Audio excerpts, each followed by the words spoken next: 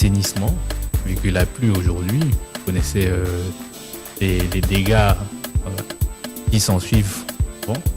Et les inondations, les caniveaux bouchés. Si, ça serait nettement mieux s'il y avait une politique vraiment claire d'assainissement avec tous les moyens nécessaires pour l'évacuation et tout et autres.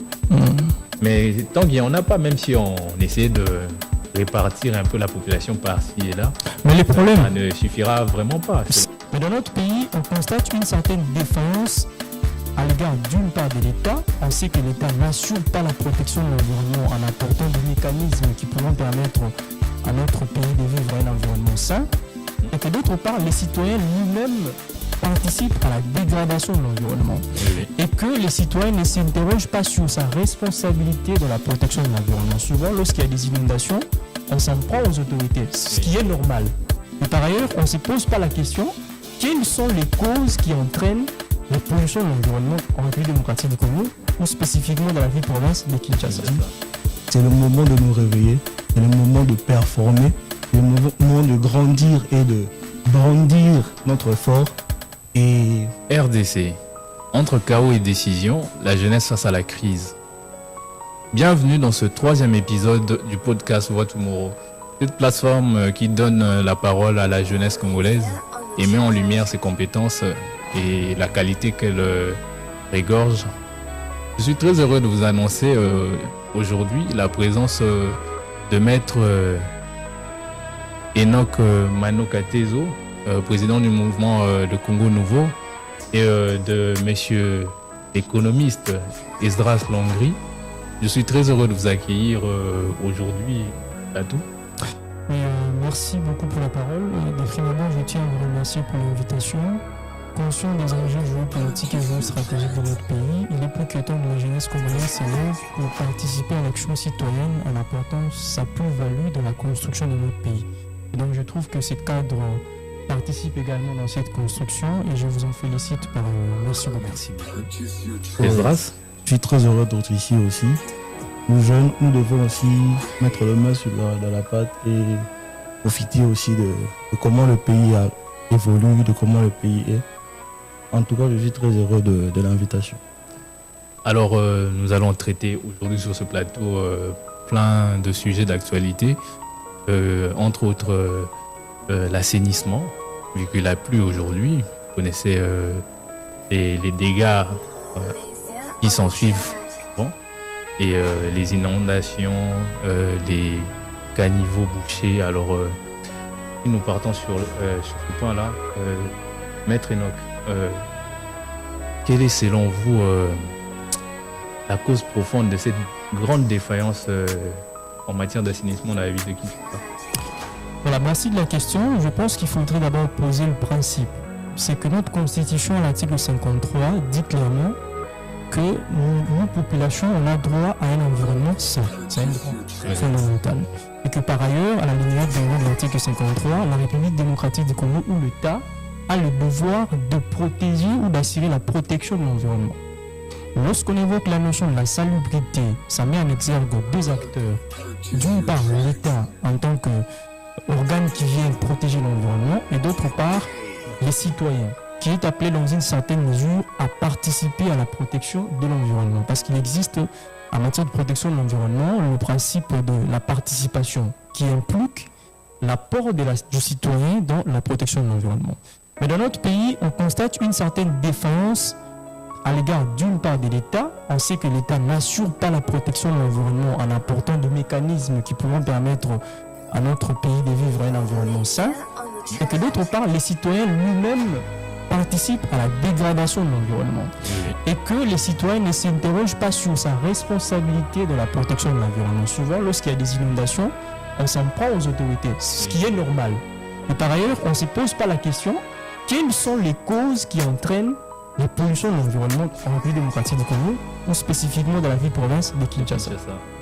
Prenons le cas des terrassiers par exemple. Vous voyez que la majeure partie des personnes qui jettent des immondices dans le caniveau et consorts, c'est la population, ou le peuple, ou les citoyens. Et qui par après, lorsqu'il y aura une inondation, par le fait que les terrassiers sont bouchés, seront d'abord le premier victime et le premier à se plaindre. Donc, nous pensons pour notre part que l'État doit mettre des mécanismes qui pourront permettre à notre ville d'être assainie et que les citoyens également doivent éviter de polluer l'environnement parce que la destruction de l'environnement concourt non seulement à dégrader l'image de la ville ou de l'État, mais également ça crée des victimes. Mais je vais prendre également un autre angle par rapport à cette question. Il y a également le principe des pollueurs-payeurs en matière de l'environnement qui voudrait que ceux qui participent à la pollution de l'environnement participent également à sa réparation. Oui. Vous avez des entreprises chinoises, indiennes et consorts au niveau délimité Qui produisent qui polluent l'environnement, mais qui dans une certaine mesure sont protégées par nos autorités. Vous verrez que lorsqu'il y a une société commerciale par exemple qui crée des jus, qui fabrique des jus à l'HD, il y a un général derrière qui protège les dégâts de la société. Et lorsque vous venez vous interroger sur les actions posées par cette entreprise, vous verrez qu'il va appeler les généraux, le ministre qui viendra intervenir. Et il y a toujours quelqu'un qui couvre au fait. Exactement. Ce qui fait que l'État qui est censé protéger les citoyens concourt à la dégradation de la vie des citoyens. Donc l'État congolais a démissionné à sa mission de la protection de l'environnement et de la protection des citoyens congolais. Parce que souvent, l'État, par l'entremise de ses organes, parce que l'État, on ne le voit pas, on voit le ministre, on voit tous ces gens-là qui concourent à former l'organe qu'on appelle l'État, tous ces gens-là ne nous aident pas à protéger l'environnement. Et puis, on se questionne de l'environnement que lorsqu'il y a des inondations. On était pendant la saison sèche ici. Oui, normalement, pas le temps d'anticiper. Exactement. Normalement, s'il fallait bien mettre en place et tout. Exactement. Les inondations à Kinshasa, ce n'est pas une nouvelle chose. On sait que chaque fois qu'il y a pluie, il y a des inondations. Avant d'ailleurs que la saison sèche intervienne, il y a eu des inondations au niveau de la Tchang. On a vu les députés se transformer en nageurs. On a vu les gouverneurs qui venaient avec les canaux rapides qui ne fonctionnaient pratiquement pas. On a vu plusieurs autorités qui sont venues pour se faire passer pour de bonnes personnes. Mais que, en réalité, diriger, c'est prévoir. Ces autorités devaient intervenir en prévoyant les inondations. Alors, en allant sur cet angle-là, je vois Maître Tezo a vraiment bien développé son idée. Monsieur Zdras, selon vous, la population a souvent tendance à se plaindre, comme l'a dit Maître Enoch. La population a souvent tendance à se plaindre, de faire passer toujours pour le première victime, ce qui est vrai. Mais après, la population est aussi, comment je peux dire, acteur de cette pollution-là. Donc, qu'est-ce que vous pensez de cela? Qu'est-ce qu'il faut, à part, si nous mettons à côté la responsabilité de l'État, qu'est-ce que nous devons dire à notre population pour améliorer au fait notre environnement? La population aussi a sa part de responsabilité. Déjà qu'aujourd'hui nous voyons tellement de choses qui s'est passé dans la ville, la population. Nous jetons des immondices comme le maître a dit dans des caniveaux et tout. Il y a aussi des difficultés par rapport à la construction. La population construit de part et d'autre, sans pour autant que l'État envoie un signal. Vous voyez un peu. Pour que nous évoluons dans cette pensée et pour aider la population aussi à évoluer, ils doivent éviter, nous devons, parce que je suis aussi de la population. Nous sommes tous citoyens en tout Exactement. Cas. Nous devons éviter de jeter des immondices partout où nous allons, parce qu'il y a eu pluie. Mais après, je crois que vous êtes d'avis avec moi, puisque même ceux qui nous suivent diront la même chose. Quand vous leur direz que ne jetez pas les immondices, ils vont vous dire si on ne jette pas, on le mettra. Exactement. L'État n'a pas assuré donc, la responsabilité un mécanisme de recyclage ou de ramassage de tous ces immondices-là. Mais il faudrait aussi que la population, nous jeunes, on doit aussi sensibiliser la population.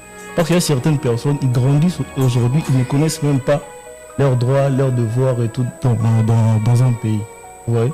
Donc, en tant que jeunes, dans les réseaux sociaux, nous pouvons aussi alerter. On peut aussi créer des organismes où on doit, comment dirais-je, où on doit... Mais si on doit parler d'organismes, tout ça, tout mécanisme mettre en œuvre, tout ça, mais après, ça va nous ramener tous à un même point. On va manquer de moyens, on va manquer de, comment je peux dire, d'outils pour mettre en place ces genres de politiques. Moi, je pense pour ma part que la République démocratique du Congo ne manque pas le moyen. Le problème, c'est la volonté politique pour impulser le changement. Oui. Mais j'aimerais également qu'on prenne un autre aspect par rapport à cette question. Il faut comprendre que les plans de la construction de la ville-province de Kinshasa est suranné par rapport au taux de la population actuellement. Oui. Parce qu'avant, lorsque les colons avaient conçu le plan de la ville, ils s'en tenaient au nombre de personnes qui vivaient dans la ville-province de Kinshasa à Il y a l'époque. une certaine surpopulation. Exactement. Il y a une certaine surpopulation, ce qui fait qu'il faudrait déconcentrer la ville et créer d'autres régions où les gens doivent Ouais, habiter. il faut savoir déjà que non, la ville de Kinshasa est la plus grande d'ailleurs de ce La plus grande ville commune, francophone. Exact, oui, oui. de ce commune qui est inhabitée, Ouais, ouais. qui est quasiment déserte. Oui, oui. Et l'État, je crois, a le devoir de faire un peu... On a eu plusieurs projets de construction de nouvelles villes, de construction de nouvelles villes au niveau de l'enseignement.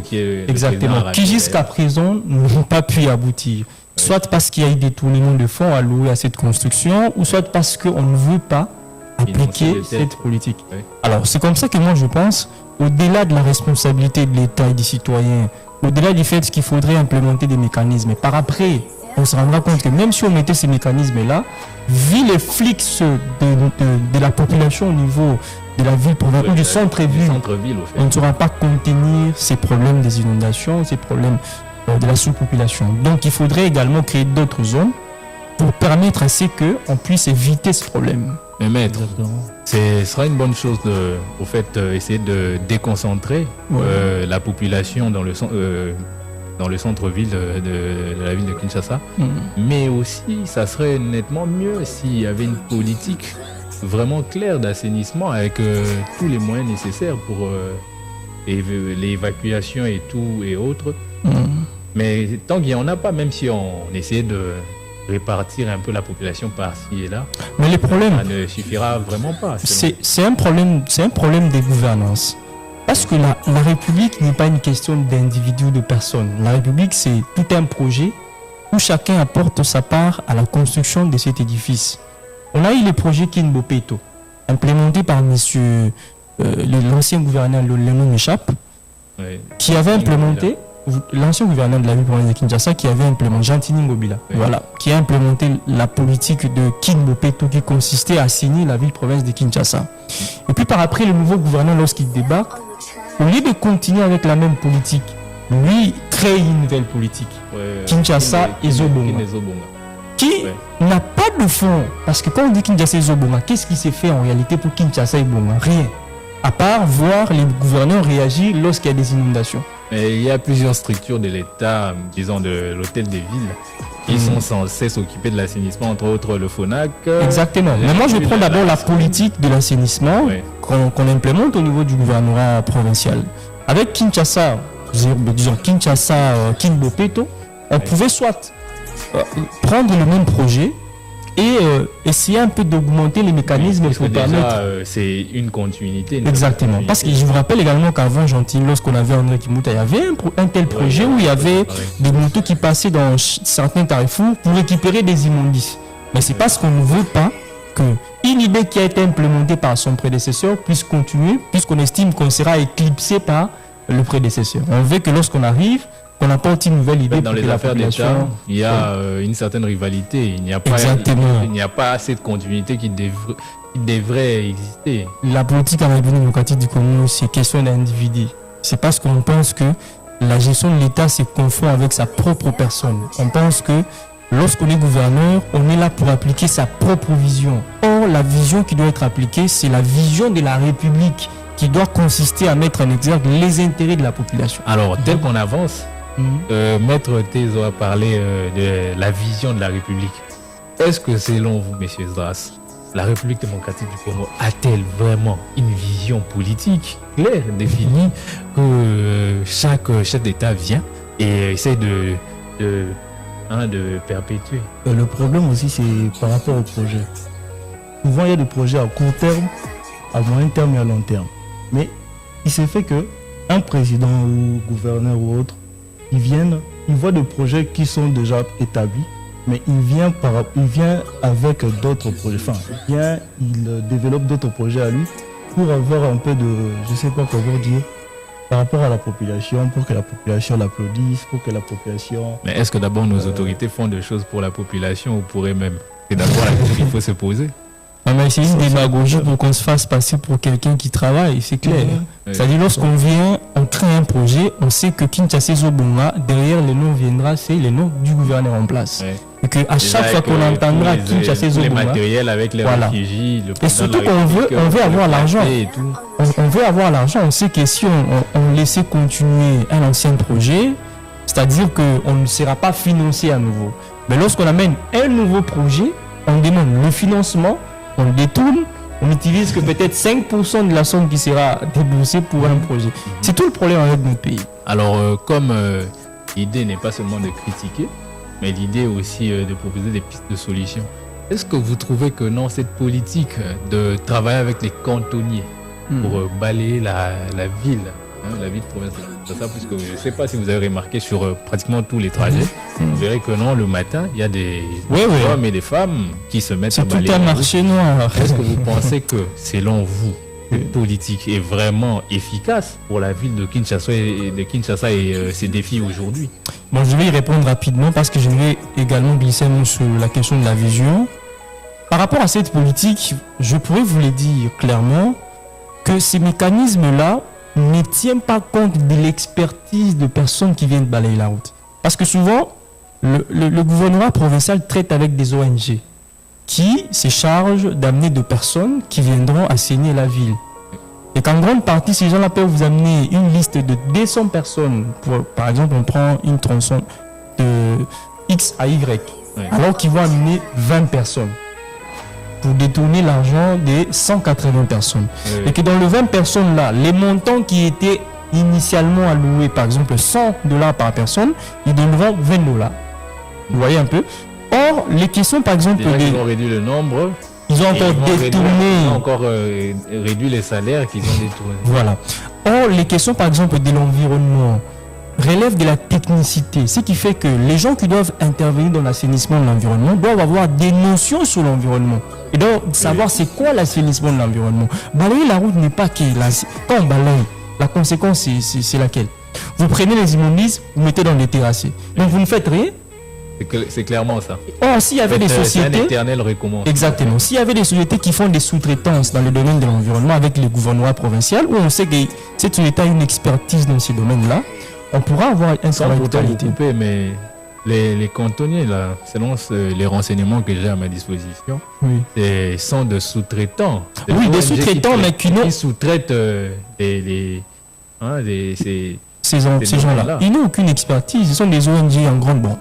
Il y a même des ASBEL qui en grande partie sont dans le domaine politique. Vous avez une ASBEL, mouvement citoyen, qui prend ses membres et qui partent balayer la route. Il y a d'autres, par exemple, qui gagnent ces marchés-là. Ils partent dans son quartier, ils récoltent les koulouna. Il les prend, ils partent balayer la route. Alors qu'en grande partie, pour ne pas vous couper, j'aimerais que selon vous, vous puissiez nous, nous proposer au fait une solution concrète. Une politique d'assainissement selon vous qui est adaptée au fait aux réalités de la ville de province de Kinshasa. Oui, moi je pense qu'il faudrait qu'on commence d'abord au niveau du pouvoir central pour qu'on ait une impulsion au niveau de province. C'est-à-dire, il faut que l'État crée un service rattaché au ministère de l'Environnement qui aura pour mission d'assurer l'assainissement de l'environnement. Si ça existe, de l'activer. Mais si ça n'existe pas, de créer un tel service. Mais qui va travailler avec chaque gouvernement provincial.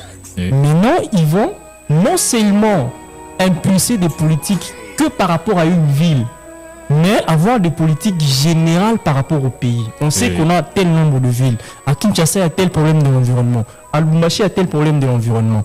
Alors, lorsqu'il faut traiter ce problème, on commence par quoi? À Kinshasa, il faut régler ça, ça, ça. Lorsqu'on règle les problèmes de Kinshasa, ça a un impact sur le Congo central. Parce que quand on parle de l'environnement de Kinshasa, il faut également voir des provinces frontalières. Dès lors que la dégradation de l'environnement, par exemple au Congo central, peut avoir des répercussions ici à Kinshasa. Donc, il faut une politique générale sur l'assainissement au lieu de rester que sur des politiques provinciales. Pourquoi? Parce que je prends par exemple les cas de nos différentes rivières et consorts. Vous allez vous rendre compte que c'est relié avec les rivières du Congo central et consorts. Ce qui fait que si là-bas il y a un problème dans la gestion des immondices, et qu'il y a eu des terrassés qui sont bouchés, la répercussion c'est quoi? Lorsque ces eaux-là viendront se déverser dans des rivières qui viennent à Kinshasa, ça risque de créer des inondations. Donc il faut une politique générale, mais qui après sera décentralisée au niveau des provinces et des entités territoriales décentralisées. Une très bonne idée. Alors, M. Zdras, de votre côté, quelle serait selon vous la politique adaptée pour l'assainissement de la ville de Kinshasa? Pour une politique adaptée pour l'assainissement de Kinshasa, moi je proposerais que l'État, enfin, le gouverneur, qu'il aide la ville dans la création des infrastructures pour assainir la ville, pour assainir la ville, pour assainir les rues. Une politique aussi pour aider les jeunes, comme nous étant jeunes, et sensibiliser la population.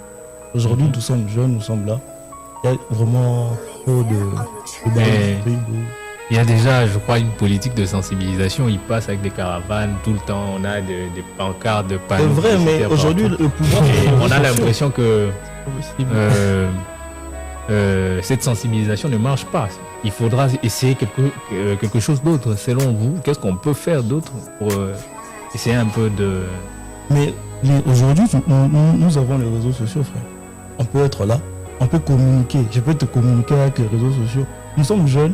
On peut passer le message partout où nous allons.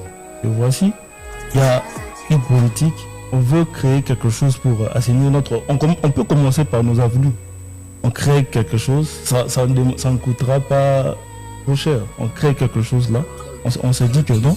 Au lieu de jeter des bouteilles, de papier dans les rues, toi, population, tu peux prendre cela et tu vas là où ils ont posé comment dirais-je,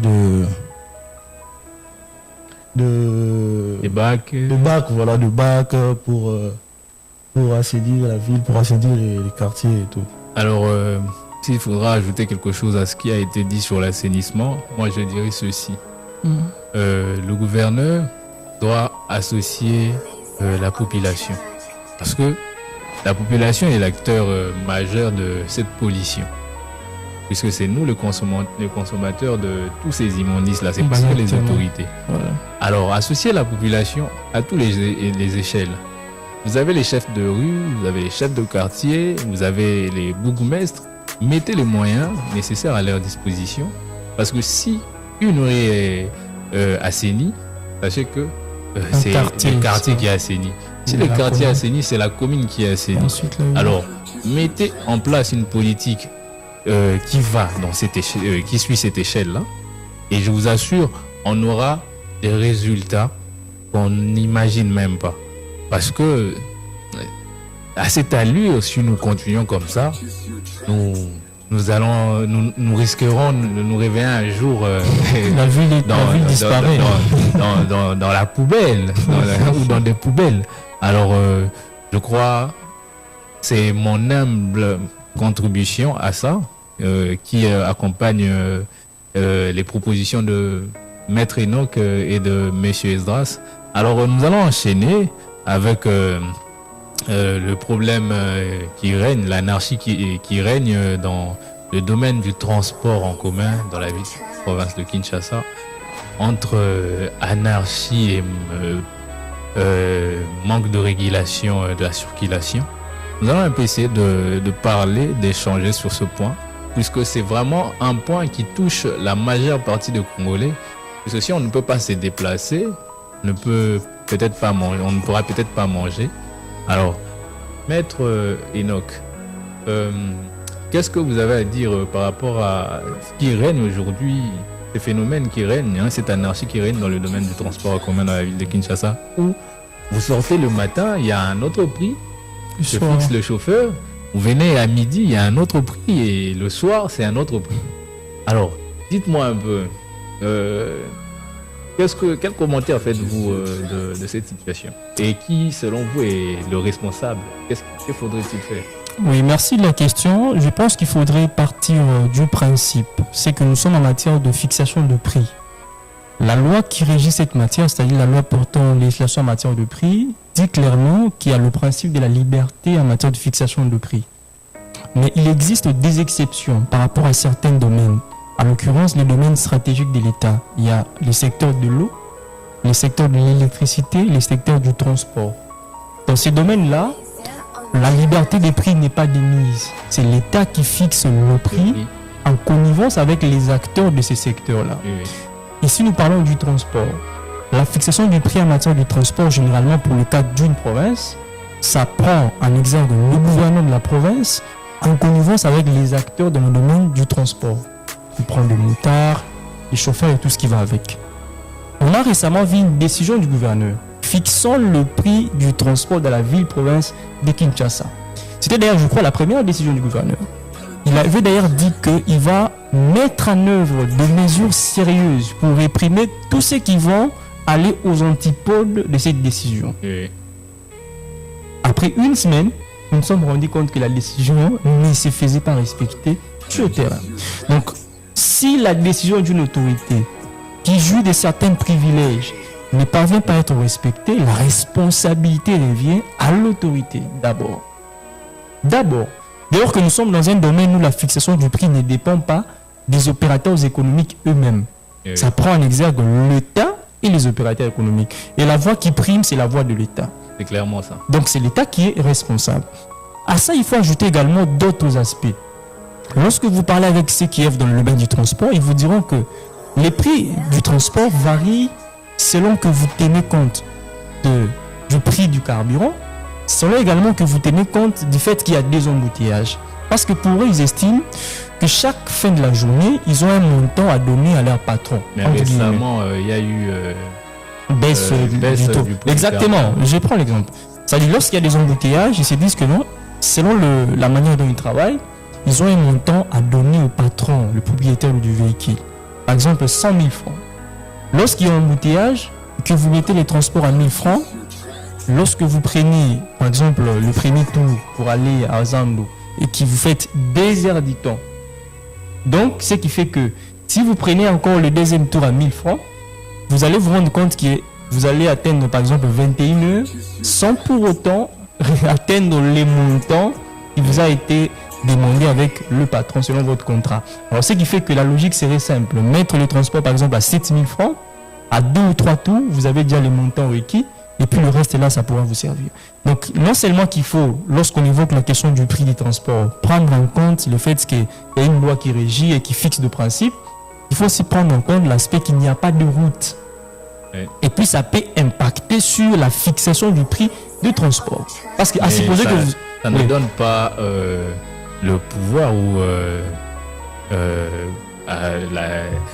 l'autorisation aux chauffeurs de bus de prendre des décisions anarchiques dans le sens où fixer de prix comme ils veulent, exorbitant de prix là pharaonique. Non, je ne suis pas en train de me faire passer pour un porte-parole des chauffeurs qui violent d'ailleurs la loi, mais je vous ai fait comprendre que les problèmes dans ce domaine, c'est l'État qui pose problème. Exactement. L'État pose problème parce que l'État a pris une décision par l'entremise du gouverneur. Mais le même État ne parvient pas à faire respecter sa décision. L'État a les militaires, l'État a des policiers. Et d'ailleurs, pendant que cette décision était en train d'être exécutée, on a vu des policiers, les mêmes policiers appelés à faire exécuter ces décisions, lorsqu'ils voient un chauffeur venir, ils se font corrompre par ces chauffeurs, dans des arrêts de bis. Alors, pour avancer dans cette optique-là, Monsieur Dras, des chauffeurs se plaignent, bien sûr, pour essayer un peu de justifier les prix un peu fous qui nous imposent. Alors, selon vous, la police routière fait-elle son travail pour aider aussi nos autorités, entre autres le ministère du transport qui est inexistant. Suivant les commentaires de M. Hénin, mais est-ce qu'il aide à faire respecter les décisions prises par les autorités? Puisque aujourd'hui, d'ailleurs, même à la base des embouteillages, on retrouve très souvent les agents de l'ordre de la police routière qui sont censés mettre de l'ordre sur la route, mais c'est eux qui emmènent les désordres, et les chauffeurs profitent de ces embouteillages-là pour augmenter les prix, les tarifs de transport. Alors, vous, qu'est-ce que vous en dites? Le rôle de la police routière dans tout ça? Pour ma part, la police routière vraiment fait un travail, je dirais vraiment minable. Un travail minable, oui, parce qu'il y a tellement de tracasseries. Et les chauffeurs, jusqu'à présent, hein, même s'ils ont pu mettre de loi et tout, les chauffeurs se plaignent toujours que non. Sur la route, ils ont des tracasseries. Les policiers routiers ne font pas bien leur travail. Parce que bon, il faut savoir aussi une chose, si la police routière existe, c'est pour aussi Réguler. au fait, réguler la circulation, encadrer tout ça, veiller à ce que le prix soit respecté, le prix imposé par l'État, les tarifs Mais imposés par l'État. quand il existe un organe, le PCA. J'ai vu, ouais, il y a aussi, en tout cas, eux aussi emmènent du désordre, je crois, Ouais. les agents de transport, si je ne me trompe pas. Mais eux aussi font partie carrément de la clique. Mais ce sont les premiers à être corrompus lorsqu'ils viennent intervenir. Mais s'ils ne sont pas bien payés aussi, on va dire. Là, il faut maintenant remonter jusqu'au En fait, c'est pour juste dire exactement, oui. que le problème, il est vaste. Le problème, il est vaste. Ça touche tellement. Mais en gros, selon moi, personnellement, je pense que les responsables sont au niveau du gouvernement. Ouais. C'est eux nos dirigeants, c'est à eux de prendre les décisions, c'est à Gentilly, eux Bono. de faire imposer ces Daniel Daniel Boumba, Boumba, à part il- dormir, je ne vois pas tout ce qu'il pose comme action. Mais le problème, Alors, ce sont oui. les chauffeurs. Il n'y a pas que le gouvernement, il y a aussi les chauffeurs qui imposent leur prix. Aujourd'hui, en venant ici d'abord, j'ai payé combien? J'ai payé plus que on pourrait payer. Mais la route, elle était quand même praticable, même s'il y a eu des embouteillages à cause de la pluie. Mais le Mais problème, oui. c'est qu'on peut pas tout faire retomber sur le chauffeur parce que le chauffeur va fixer des prix anarchiques, on refuse pas. Mais qui est censé veiller à ce que le chauffeur ne C'est fixe comme, pas c'est comme dire ne que viole pas. Tout le monde a sa voilà. part de c'est comme responsabilité. justifier le fait qu'un Koulouna viole la loi par l'entremise qui ne soit pas arrêté. C'est clairement ça. Vous voyez ce que vous êtes en train de dire. Vous voulez justifier l'anarchie des chauffeurs par l'entremise que l'État ne parvient pas à faire appliquer sa propre décision. Ça, c'est une absurdité. Comment dans un État sérieux où vous avez des militaires, vous avez des policiers, vous prenez une L'État ne décision fait pas son travail. et un groupuscule de chauffeurs font tête. Et d'ailleurs, on ne cesse de parler de chauffeurs, mais on oublie Les les motards. plus importants, les motards. Les motards. Parce que si les chauffeurs fixent des prix fous, et les motards alors, Mais parlons de vous motards. prenez une moto à la gomme, juste à Sabina, vous dites de vous déposer à un magasin, vous aurez mal aux oreilles. Dépensez 10 000 francs, 10 000, 9 000. Pour un trajet, je ne sais pas de combien. Ça peut être combien? 4 km. Ah ouais. Tout ce qui arrive au Congo, c'est parce que nous sommes dans un territoire qui est à la recherche d'un État. On n'a pas encore atteint le stade d'un État. Nous ne sommes qu'un territoire gouverné par un groupuscule de familles, des personnes riches qui ont traversé des époques. Kabila, tu sais qu'il y a Rectification, hein, pas des personnes riches, de nouveaux riches. Voilà. Parce que ce ne sont Donc, pas de famille des gens qui étaient riches. quand Voilà, même. qui prennent en otage toute une population. Et la population, les comble, c'est que c'est contente de son propre malheur. Exactement. Vous constatez le mal, vous avez des mécanismes qui peuvent vous permettre de faire pression à ceux qui vous dirigent, mais vous ne faites rien. En fait, Vous le problème contentez, aussi, on doit se le du dire, mal. la population est peut-être, comment je peux dire, ignorante de vraies réalités. ses droits de aussi. ses droits. Oui. Vous voyez. Alors, on ne peut vraiment pas blâmer la population, puisque la majeure partie de la population n'est pas éduquée, ne sont pas conscients des enjeux, ne sont pas conscients de leurs droits. C'est parce que le gouvernement fait en sorte, nos dirigeants font en sorte de maintenir la population dans cette situation-là, Ouais. dans cette posture-là pour leur bien-être.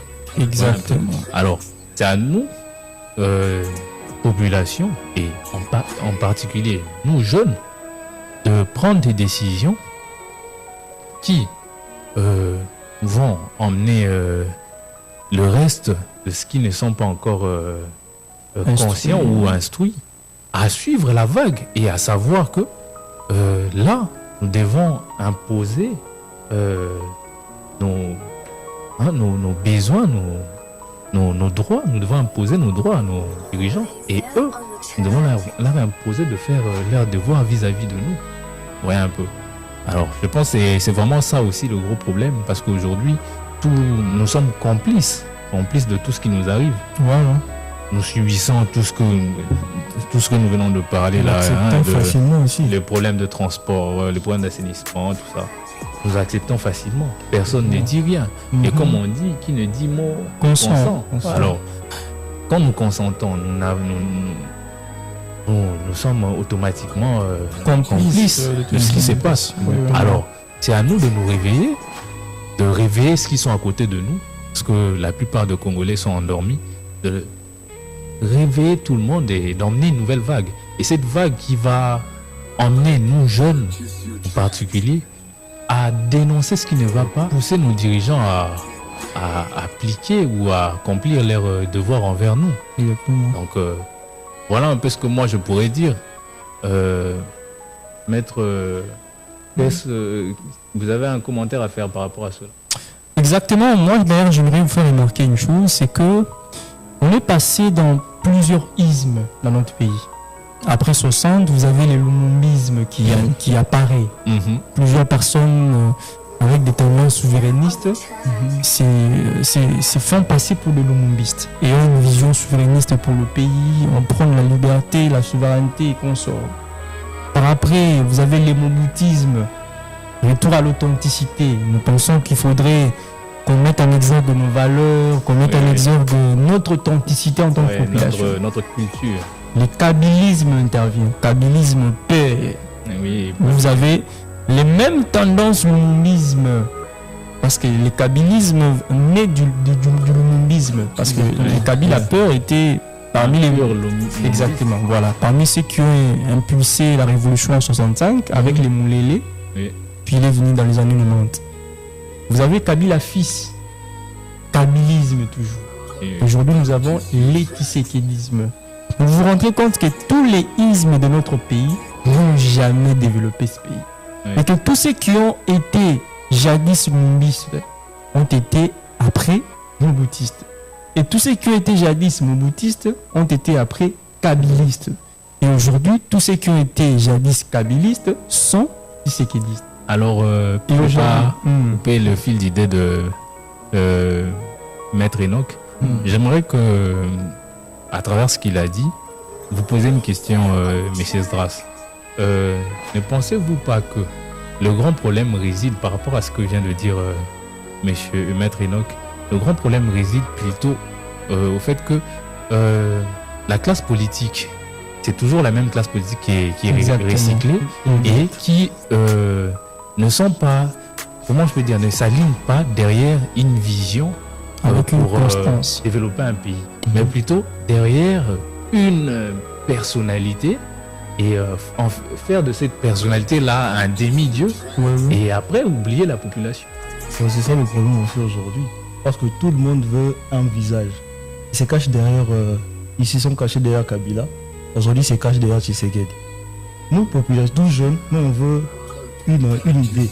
Nous voulons... Comment on dit? Mais je pense que nous, la population, nous ne voulons même plus de tout ça. Nous voulons une rupture complète parce que il faut abolir cette classe politique selon les jeunes, selon ce qui se dit. C'est une grosse erreur parce que lorsqu'on parle de la rupture, c'est qu'il a existé quelque chose.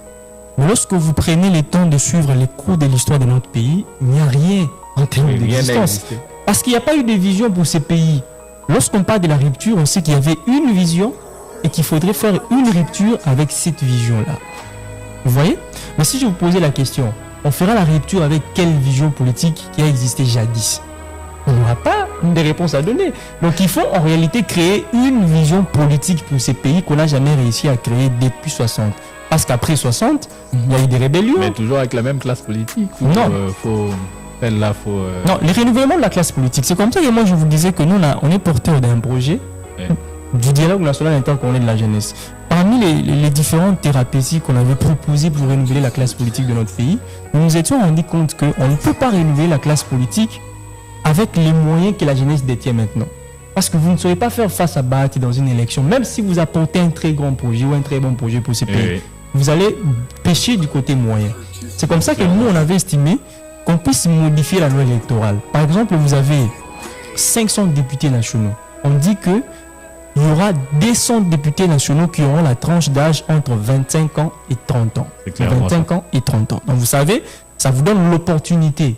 Même si vous êtes face à un enfant de Bahati, mais puisqu'il est jeune comme vous, on saura facilement se battre parce que lui n'a pas les noms comme son père. Vous voyez un peu. Mais si on veut renouveler la classe politique, même si on votait en réalité mon frère David contre Bahati, vous pensez qu'on va citer son nom? Mais parce qu'il fait face à un classique, on ne va pas le citer. Clairement ça. Vous voyez un peu. Donc on renouvelle le système en détruisant les mécanismes créés dans ce système-là. Parce que le système, c'est les mécanismes et les individus. Mais si on commence par détruire les individus, on ne saura pas détruire le mécanisme. Parce que c'est les mécanismes qui font les individus. Alors nous, l'erreur que nous avons en tant que jeunes, c'est de penser que détruire un système comme celui du Congo, c'est commencer par enlever tous ces gens-là. Non, changeons le mécanisme. Comment changer les mécanismes?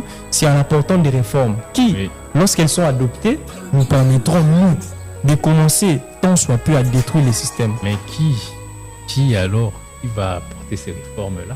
Non, puisque ce qu'ils ont perché dans tous nos ministères ou dans nos institutions ne chantent que pour la gloire du président de la République. Mais le président sait, ou ceux qui font partie du système savent que si on prend des gens qui veulent des réformes, donc on va facilement détruire les systèmes. C'est en quelque sorte la politique du dedans et du dehors. Dehors, tu as l'opposition, tu critiques le pouvoir. Demain, tu es au pouvoir, tu fais tout ce que tu avais jadis critiqué. C'est la preuve, c'est l'UDPS.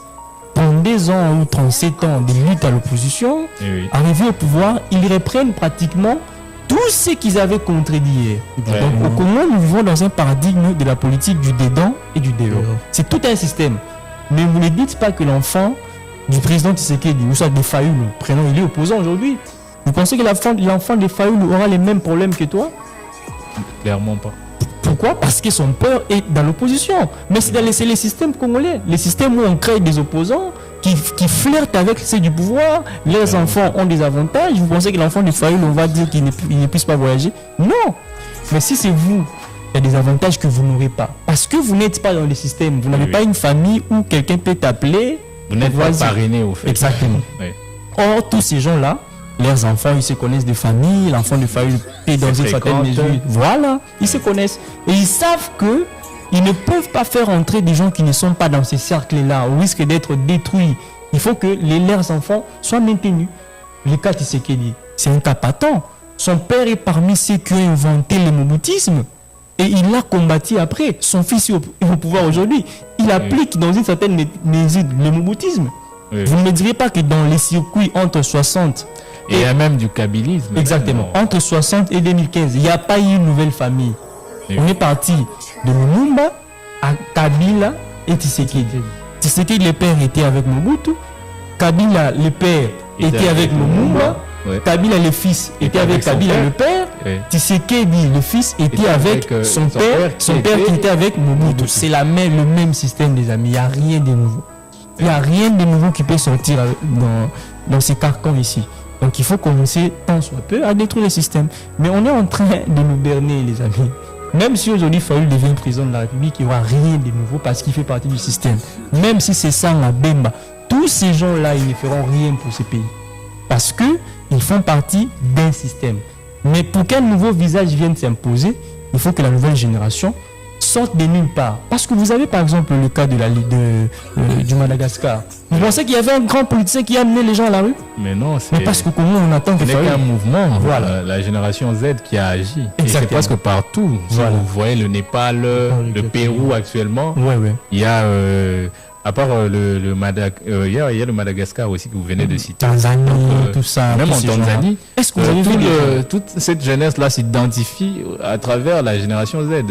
Pourquoi pas s'étendre jusqu'en air? Exactement. C'est comme ça que moi, je ne crois pas en cette classe politique. Je ne crois même pas en cette opposition. C'est un système qui est placé pour nous maintenir dans cet état. Et alors, pour boucler ce que vous venez de dire, selon vous, alors, pour changer, quitter de ça à ça. Donc, changer la classe politique. Donc, quelle est la solution alors? Bon, encore, je vais prendre une réflexion d'un philosophe, Platon, lorsqu'il parle dans sa République, lorsque Socrate évoque comment est-ce qu'on peut quitter d'une démocratie à la tyrannie. La démocratie crée toujours des dictateurs. Parce que souvent, la démocratie est détruite par des militaires qui viennent apporter une révolution militaire. Vous savez, c'est souvent le cas. Oui. Vu qu'il en est ainsi, il ne faut pas une révolution armée, mais plutôt une révolution citoyenne qui viendra détruire ce système brutalement. Parce que nous nous sommes rendus compte que l'opposition à la République démocratique du Congo n'a jamais renversé un pouvoir. Jamais. Clairement ça. Jamais l'opposition n'a jamais renversé le pouvoir. Oui. Avec Kabila le fils, c'était une opposition armée. Alors que Tshisekedi flirtait avec Mobutu et consorts. Et avec Tshisekedi, je vous parlais de l'alternance. Non, on a pris Tshisekedi, on a négocié le pouvoir et puis il est devenu président de la République. Voilà. Il faut une révolution. Et cette révolution doit passer par une nouvelle génération. Et cette nouvelle génération aussi est en train d'être maintenue dans un système. Exactement. Quel système? On sait que quand vous êtes jeune au Congo, faites l'université, par après on voit dans les boîtes de nuit, devenez centre de politique dans les partis politiques. Vous aurez de quoi aller prier à l'église. Voilà, du lundi au lundi, vous êtes dans les retraites. C'est ce qu'on veut de nous. Il y a 3 choses: l'alcool, l'église et les femmes. Et vous vous contentez de tout ça. C'est fini. C'est fini. Jusqu'à 50 ans, vous allez vous dire que Mboko yo. Et vous Alors, Monsieur Esdras, quel commentaire pouvez-vous faire de l'analyse chirurgicale que vient de faire Maître Tezo? Maître Tezo a tout à fait raison. Il est tellement... Il a bien évolué, il a bien développé ce qu'il devait dire. J'ai vraiment aimé sa participation. J'ai vraiment aimé. Et vous, qu'est-ce que vous pensez de cette réflexion-là? Vous allez dans le même sens ou... Je vais dans le même sens. Le système nous a vraiment bloqués, nous a emprisonnés. Nous devons sortir du système aussi. Et il faut des jeunes comme Maître Tezo pour aider nous aussi jeunes, pour nous aider à évoluer, à sortir du système et à quitter l'opposition, à quitter la majorité. Enfin, guillemets entre majorité et opposition, parce que les deux, ils mangent dans la même assiette. Donc c'est un peu ça. Après, comme on dit, le pouvoir nous appartient à nous, la population. Non, mais moi avant de passer un peu, je me rends compte qu'on est envoûté. C'est comme s'il y a un démon qui se réveille chaque nuit, qui envoûte la population congolaise. Parce qu'aujourd'hui, on peut se réveiller les matins, on dit que les pains reviennent maintenant à 2000 francs. On va acheter. On va rien faire. On va acheter. C'est comme si... On va acheter. Non, mais c'est Voilà pas pourquoi je possible. vous ai dit que C'est pas possible. en fait, la population est maintenue dans une certaine ignorance. Non, mais c'est simple pour les bercée dans cette spirituels. ignorance-là. Et vous avez cité ici comment on a réparti notre temps, surtout pour nous les jeunes. C'est la prière, soit l'alcool. En fait, on nous met toujours dans des divertissements pour qu'on oublie l'essentiel. On sort 1 million pour le concert de Fali, Pour qu'on oublie l'essentiel. alors Oui. qu'il y a des gens qui sont victimes des inondations. Mais oui, il y a des qui dorment à la belle encore étoile, qui dorment à la exactement. belle étoile, qui se Devant plaignent le que palais non, du on leur a promis c'est pas possible. de moyens pour retourner chez eux. Alors, c'est pour vous dire, en gros, comme je le disais, la jeunesse est sacrifiée et c'est à nous de nous réveiller. Comme le dit souvent notre frère Nathanaël, qui aime souvent le dire, les matchs les a truqués. Depuis. Et faut qu'on renverse table au fait. Faut qu'on renverse table. Et c'est à nous de prendre conscience des enjeux. Comme l'a dit Maître Tezo, un jour à 50 ans, mais comment? C'est parce qu'on a décidé de ne pas agir. Donc voilà. Alors je vais vous remettre la parole, Maître Tezo et M. Esdras, à chacun son tour. Vous allez adresser un message à la jeunesse congolaise, un message d'espoir, un message d'éveil. Alors à vous de jouer. Voilà, merci pour la parole. J'aimerais d'abord commencer par adresser un message au chef de l'État. Lui qui nous a promis qu'il fera de la République démocratique du Congo l'Allemagne de l'Afrique. Lui qui nous a promis que tant qu'il n'aura pas fini l'insécurité à l'est du pays, il n'aura pas réussi son mandat. Lui qui nous a promis qu'il est là pour apporter la sécurité, pour apporter le social, alors que tous ces projets ne se sont jamais réalisés. Il doit se rendre compte que le pays est en train de traverser une période cruciale de son histoire.